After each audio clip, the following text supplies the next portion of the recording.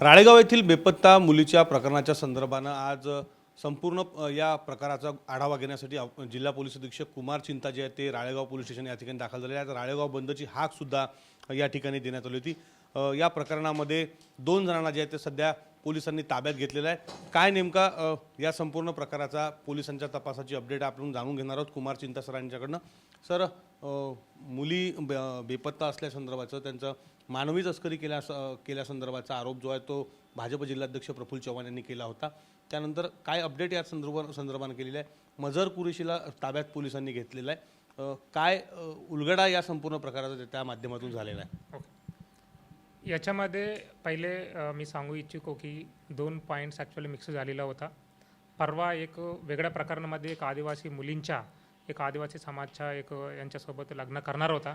त्याच्या रिलेटेड आम्ही चौकशी केली। त्याच्या रिलेटेड आणि त्यांच्यावर गुन्हा पण दाखल करण्यात आलेला आहे।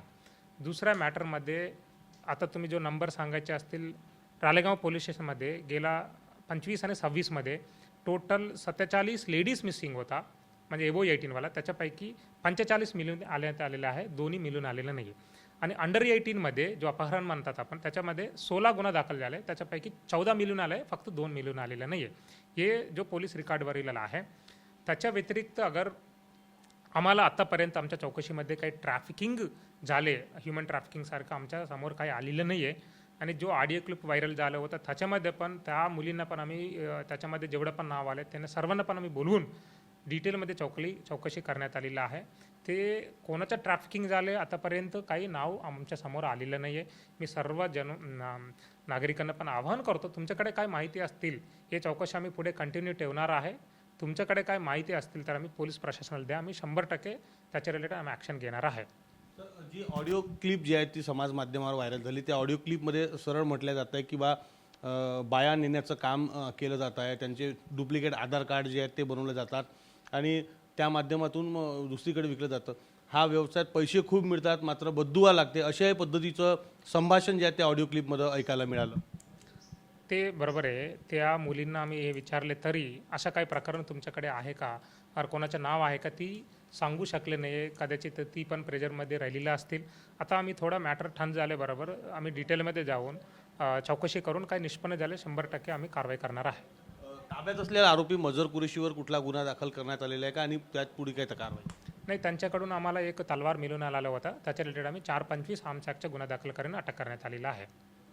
सर, या प्रकरणामध्ये आता पुढे कशा पद्धतीनं ज्या 34 मुलींचा उल्लेख केला जातोय त्यांच्यापर्यंत आपण जाऊन बयान नोंदवणार का, घेणार आहोत का, काय कसं? आम्ही 34 मुली सांगतात पण आमच्याकडे नाव नाही आहे पहिले, आणि जेवढं पण आमच्याकडे रेकॉर्डवर आहे त्याच्या रिलेटेड शोधमध्ये मी म्हणाले राळेगाव पोलीस स्टेशनमध्ये फक्त 4 मिळून आलेलं नाही आहे। तरी पण हे 34चे नाव आम्हाला काही मिळाले तरी त्यांच्यावर आम्ही 100% म्हणजे शोधण्यासाठी प्रयत्न करणार। याच्यामध्ये काही ट्रॅफिकिंगचे अँगल राहिले तरी त्यांना पण सोडणार नाही आहे, कोणी पण असतील। निश्चित या संपूर्ण प्रकरणामध्ये सध्या तरी कुठली तक्रार जी आहे ती अद्याप प्राप्त झाली नाही।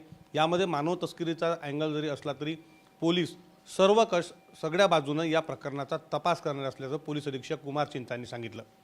कॅमेरामॅन अनिकेत दहातोंडेसह विवेक गावंडे, TV9 मराठी, राळेगाव, यवतमाळ।